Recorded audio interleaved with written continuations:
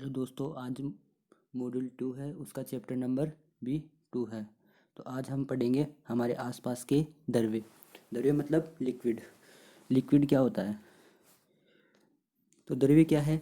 वह वस्तु, मान लो कोई वस्तु है, ये वस्तु है जिसका स्थान घेरती है, जो जो स्थान घेरती है और जिसका द्रव्यमान होता है, जिसका द्रव्यमान होता है वह क्या कहलाती है? द्रव्य। वह वस्तु जिसका द्रव्यमान होता है और वह स्थान घेरती है, उसे क्या कहते हैं? द्रव्य। तो पिछले अध्याय में हमने पढ़ लिया था, क्या पढ़ा था? मापन के बारे में। मापन कैसे होता है इसके बारे में हमने अच्छी तरह से सीख लिया था। अब आज हम पढ़ेंगे लिक्विड के बारे में कि द्रव्य क्या है। हम सांस लेते हैं, वो भी क्या है? एक द्रव्य। और इसकी डेफिनेशन क्या होगी?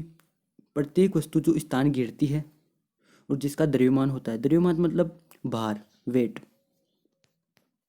वह क्या है? द्रव्य। दुनिया को बेहतर समझने के लिए द्रव्य की प्रकृति को समझना आवश्यक है। इस पाठ में द्रव्य के विषय में सीखेंगे। द्रव्य के गुणधर्म को समझने के लिए माप की अवधारणाओं को उपयोग करेंगे। अब ये लिखा हुआ है यहाँ पे उद्देश्य, किताब में एरर है थोड़ा, तो यहाँ पे लिख लेना उद्देश्य।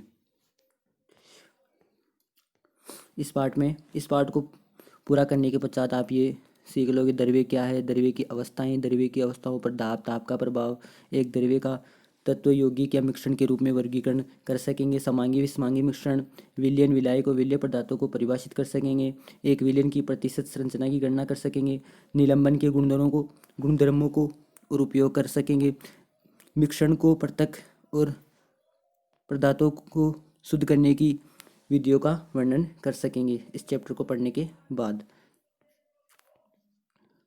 अब ये क्या है? ये है, यहाँ लिखा हुआ है द्रव्य क्या है, लिख लेना आप। द्रव्य क्या है? द्रव्य क्या है? अब ऊपर मैंने पढ़ा दिया था आपको कि द्रव्य की डेफिनेशन दोबारा से एक बार और देख लीजिए। प्रत्येक चीज जो स्थान घेरती है, यानी स्थान मतलब आयतन है जिसका, और जिसका द्रव्यमान मतलब भार, वह क्या है? द्रव्य। प्रत्येक वस्तु जो स्थान घेरती है और जिसका द्रव्यमान होता है वह क्या है? द्रव्य कहलाती है। हमारे चारों ओर मौजूद सभी ठोस, तरल और गैस द्रव्य से बने हैं।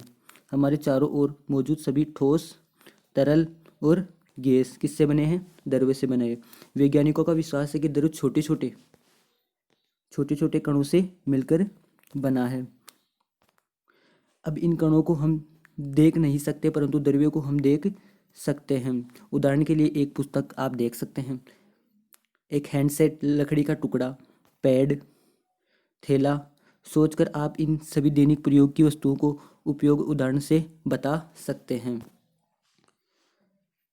जब हम कह सकते हैं कि द्रव्य का द्रव्यमान होता है, अर्थात द्रव्य का द्रव्यमान होता है, द्रव्यमान का मतलब मैंने बता दिया आपको कि भार। इसका अर्थ क्या होता है? भार। एक वस्तु जितनी अधिक भारी होगी उतना ही उसका द्रव्यमान होगा। द्रव्य स्थान घेरता है, इसका मतलब स्थान घेरा है, उसका मतलब मान लो कोई वस्तु स्थान घेरी है, उसका मतलब क्या है? आयतन। दूसरे शब्दों में यहाँ लिखा हुआ है एक पदार्थ शुद्ध प्रकार का द्रव्य है, एक पदार्थ शुद्ध प्रकार का द्रव्य है।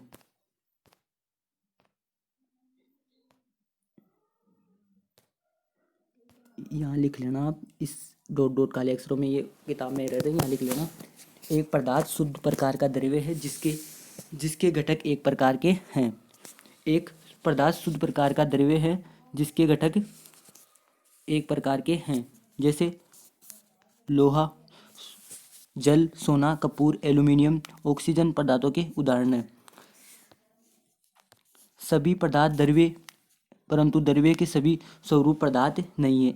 आप आश्चर्यचकित होंगे कि कैसे कैसे संभव है कि असल में एक पदार्थ द्रव्य का शुद्ध रूप स्वरूप है। यह पूरी तरह एक समान है। हम मिट्टी और शीतल पेय का उदाहरण लेते हैं। आप इन्हें किसी श्रेणी में रखेंगे या एकल पदार्थ नहीं है, परंतु पदार्थों के मिश्रण हैं। आप द्रव्य की प्रकृति के विषय में जानकारी प्राप्त करेंगे। अब इस 2.2 में बता रखा है कि यहाँ क्या है, ये क्या लिखा हुआ है यहाँ? कि द्रव्य की कणीय प्रकृति होती है। द्रव्य की, यहाँ लिखना ना, द्रव्य की कणीय प्रकृति। यहाँ से क्वेश्चन आता है कि द्रव्य की कणीय प्रकृति को समझाइए। द्रव्य की कणीय प्रकृति को समझाइए। तो मान लो एक पत्थर है, उसको आप विभाजित कर रहे हो छोटे टुकड़ों में, तो इतना हो जाएगा एक बार में, मान लो। अगली बार वापस से उसको एक बार विभाजित कर सकते हो, तो इस उसकी कंडीशन थोड़ी कम हो जाएगी, मान लो इससे कम हो जाएगी, इससे कम। अगली बार एक बार और विभाजित कर सकते हो। इसे एक निश्चित समय तक दोहराया जा सकता है।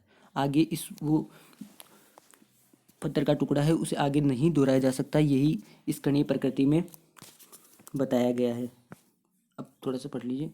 मनुष्य मनुष्य द्रव्य की प्रकृति के विषय में सबसे सवाल उठाता रहता है। प्राचीन समय में इस विषय पर दो अलग अलग विचार थे। एक मत के अनुसार पदार्थ का एक टुकड़ा ले, मतलब एक पत्थर ले लिया आपने, उसे छोटे टुकड़ों में विभाजित करें। इन छोटे टुकड़ों को और छोटे टुकड़ों में विभाजित करें, मैंने आपको बताया विभाजित करें। इस प्रक्रम कई बार दोहराया जा सकता है। ऐसा इसलिए होता है क्योंकि द्रव्य कॉन्टिन्यूस है, यानी अविरत है, और इसके किसी भी आकार के टुकड़े को थोड़ा अथवा छोटे उपखंडों में विभाजित किया जा सकता है। यूनानी दार्शनिक अरस्तु और प्लेटो का विचार इसी मत से संबंधित है। दूसरे मत के अनुसार बनाने की प्रक्रिया को सीमित समय के लिए दोहराया जा सकता है, जो मैंने पहले ही आपको बता दिया था। यह एक ऐसी स्थिति आएगी कि इस प्रकार प्राप्त छोटा कण आगे उपविभाजित नहीं किया जा सकता। मैंने बताया ये मान लो ये पत्थर का टुकड़ा है, इसे एक ऐसी स्थिति आएगी कि आगे ये उपविभाजित नहीं किया जा सकता। उनका विश्वास था कि द्रव्य बहुत छोटे छोटे कणों से बना है। द्रव्य की प्रकृति कई कणों पर निर्भर करती है। द्रव्य के सबसे छोटे अविभाज्य कणों को परमाणु नाम दिया गया। मान लो एक क्वेश्चन आ जाए यहाँ से कि द्रव्य के सबसे छोटे अविभाज्य कणों को क्या नाम दिया गया है? परमाणु। जो ग्रीक शब्द किससे लिया गया है? एटोमास से। अर्थात एटोमास का मतलब क्या होता है? अविभाज्य, जिसे विभाज्य नहीं किया जा सकता, जिसे विभाज्य नहीं किया जा सकता। भारतीय दार्शनिक कर्नाद यूनानी दार्शनिक लुस्पियस इसी मत को मानते थे। शब्द परमाणु डेमोक्रिटस द्वारा लिया गया। परमाणु किससे लिया गया? डेमोक्रिटस से के द्वारा लिया। परमाणु के विषय में आज के विचार पहली बार प्रस्ताव विचार से बदल गए हैं। परमाणु के विषय में आधुनिक विचार जॉन डोल्टन 1803 के द्वारा परिवर्तित है। आज हम दो प्रकार के घटक कणों अणुओं परमाणु की बात करते हैं। परमाणु एक मूल इकाई है। परमाणु क्या है? एक मूल इकाई। इसके आधार पर द्रव्य के सभी रासायनिक गुणों को समझाया जा सकता है। अणु द्रव्य के भौतिक गुणों को समझाने के लिए महत्वपूर्ण है। अणुओं और परमाणुओं का विस्तार में वर्णन अगले अध्याय में किया जाएगा। हम द्रव्यों को वर्गीकृत करने के बारे में इस अध्याय में जानेंगे। यहाँ से एक क्वेश्चन आता है कि परमाणु शब्द किसने दिया? डेमोक्रिटस ने। किसने दिया? डेमोक्रिटस ने। और आगे कौन सा क्वेश्चन आएगा? इसका अर्थ क्या है? तो इसका अर्थ क्या है? परमाणु का अविभाज्य। परमाणु क्या है? अविभाज्य। अब इतना पढ़ लिया था, क्वेश्चन आंसर देख लीजिए। द्रव्य क्या है मैंने बता दिया। यहाँ लिख लेना पाठगत प्रश्न 2.1, ये लिखा हुआ है इसे, यहाँ लिखा हुआ है पाठगत प्रश्न 2.1। द्रव्य क्या है? वह वस्तु जो स्थान गिरती है, जिसका आकार होता है, वह क्या कहलाती है? द्रव्य। मान लो जल एक द्रव्य है। दूसरा क्वेश्चन क्या है? निम्न में से कौन सा पदार्थ नहीं है? लोहा एक पदार्थ है, जल एक पदार्थ नहीं, और मृदा पदार्थ नहीं है। परमाणु शब्द किसने दिया? मैंने बताया था नहीं, क्वेश्चन आएगा। परमाणु शब्द किसने दिया? मैंने बताया डेमोक्रिटस ने। और इसका अर्थ क्या है? अविभाज्य। अब द्रव्य की भौतिक अवस्थाएं कौन कौन सी होती है उसके बारे में अध्ययन करेंगे। कौन कौन सी होती है? ठोस, द्रव, गैस के रूप में द्रव्य पाया जाता है। द्रव्य की रासायनिक संरचना द्वारा, जैसे द्रव्य, मिश्रण या यौगिक के रूप में, हम अगले भाग में इन वर्गीकरण के बारे में चर्चा करेंगे। इस पार्ट में हम अध्ययन किसका करेंगे? ठोस, द्रव और गैस का। आइए हम द्रव्य के वर्गीकरण के बारे में उसकी भौतिक अवस्थाओं के आधार पर चर्चा करें।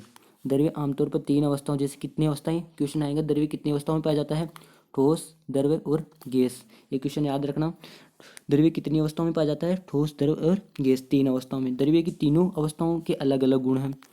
ठोस के भी अलग गुण हैं, द्रव्य के भी अलग गुण हैं, और गैस के भी अलग गुण हैं। इसका अध्ययन हम नीचे करेंगे। जैसा कि आप जलवाष्प, तापमान पर पानी, बर्फ अवस्थाओं में पाया जाता है। जैसे जल वाष्प किसमें, गैस में, कमरे के तापमान पर पानी द्रव्य में, बर्फ ठोस अवस्था में पाया जाता है।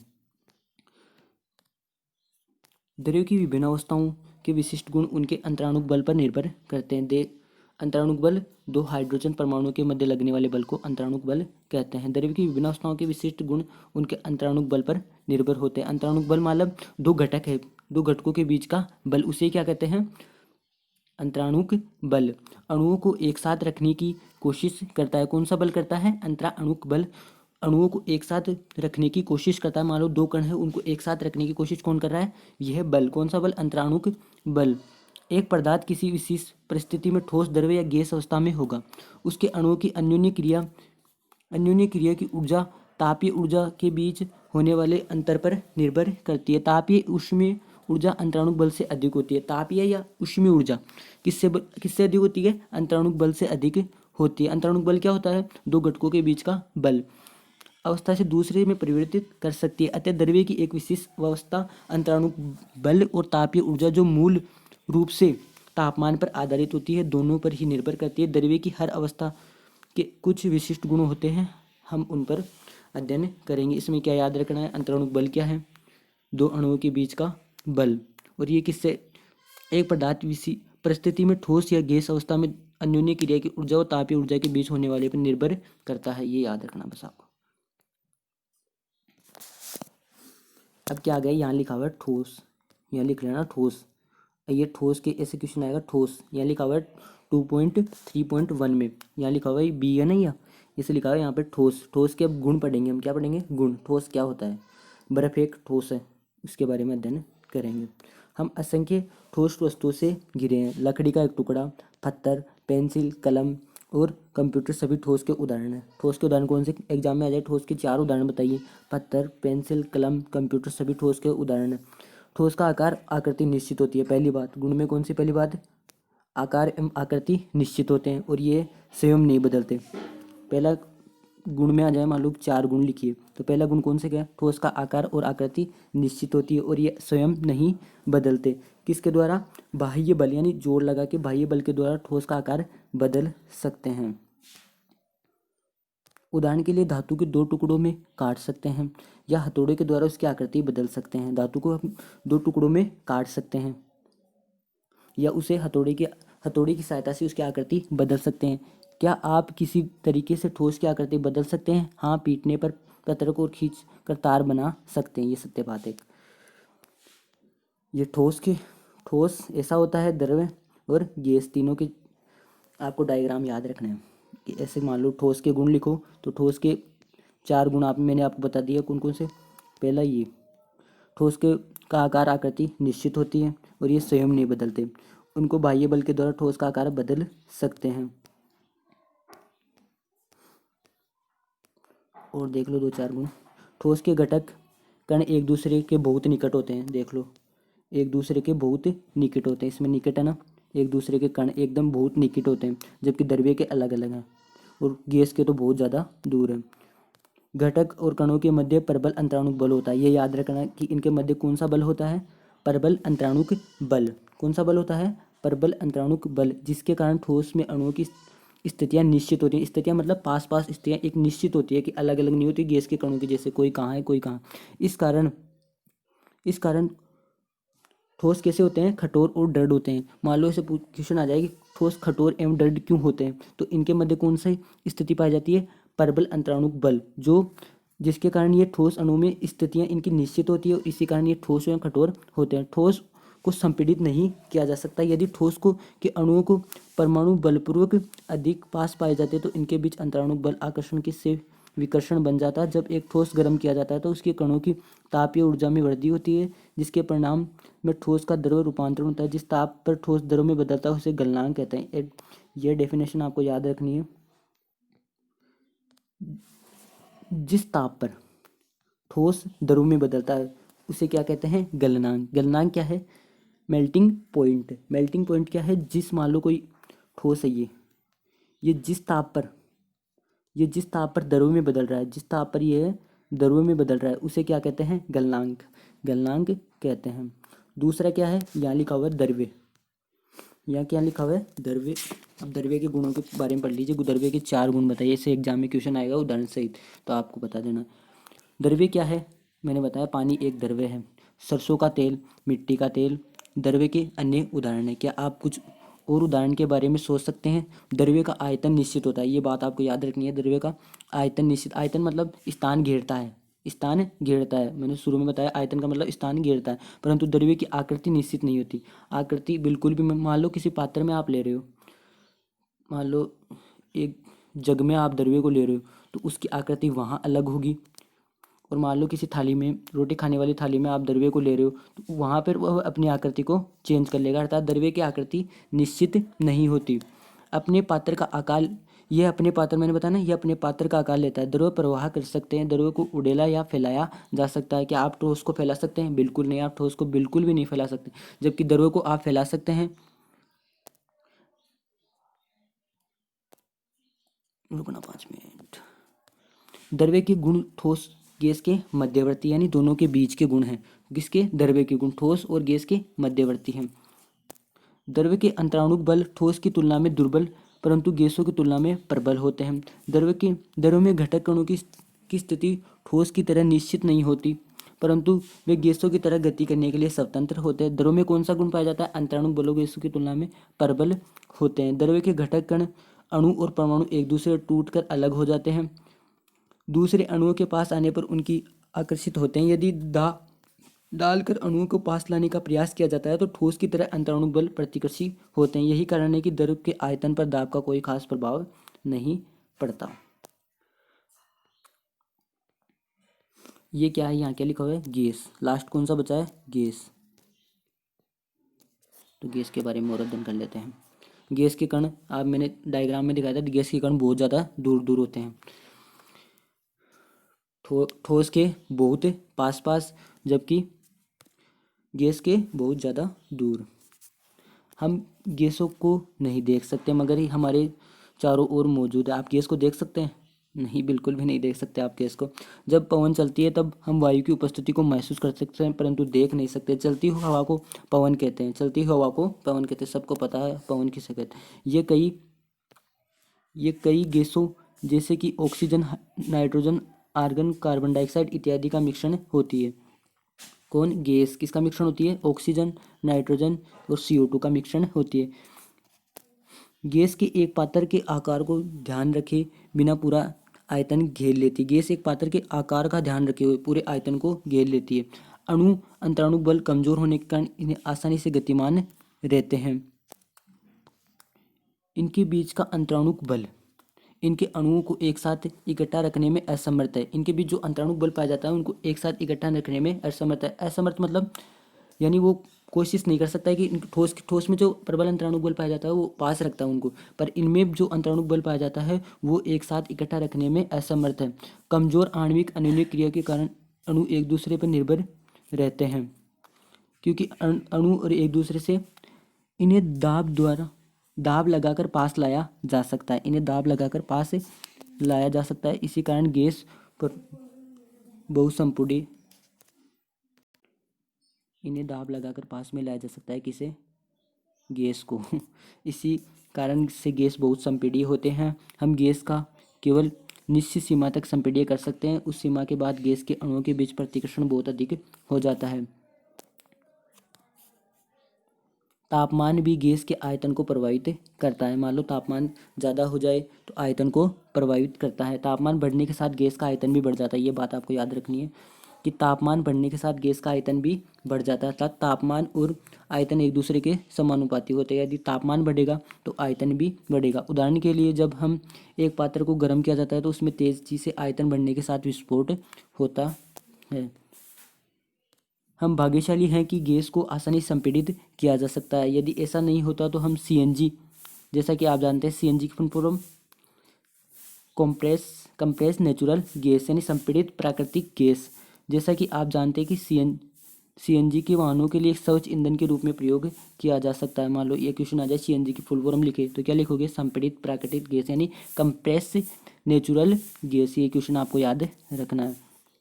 और आपने ध्यान दिया होगा कि कई ऑटो रिक्शा और बसों के पीछे CNG लिखा होता है। हमारे रसोई घर में रसोई गैस सिलेंडर में LPG यानी लिक्विड पेट्रोलियम गैस, द्रव पेट्रोलियम गैस, इसके लिए संभव है क्योंकि ये भी क्वेश्चन आता है कि LPG की फुल फॉर्म बताइए, तो द्रव पेट्रोलियम गैस। ये क्योंकि गैस संपीड़ित है, गैस के संपीड़ित होने के आधार पर इसके उपयोग के अन्य उदाहरण हैं।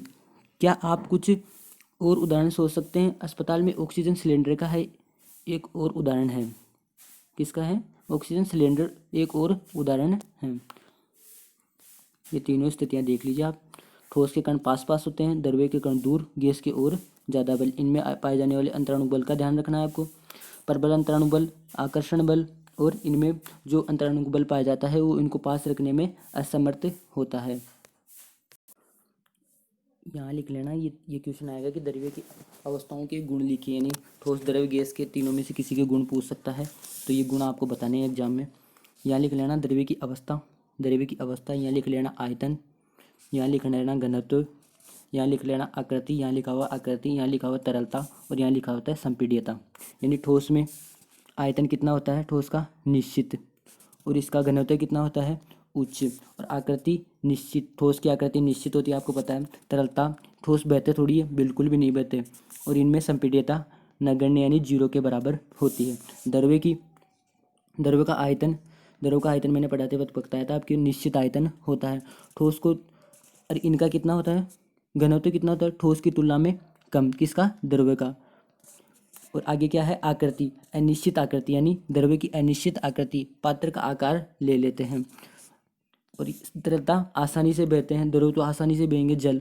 और इनकी संपीड्यता बहुत कम। गैस की आकार कैसा होता है? आयतन अनिश्चित आयतन, घनत्व बहुत कम, आकृति अनिश्चित आकृति, और तरलता आसानी से बहते हैं, अत्यधिक संपीड्य हैं। द्रव्य की तीनों अवस्थाओं, किस अवस्था का आकार अनिश्चित होता है? उदाहरण उनको समझाइए। तो किस अवस्था का? गैस का। किस अवस्था का? गैस का। ये एग्जाम याद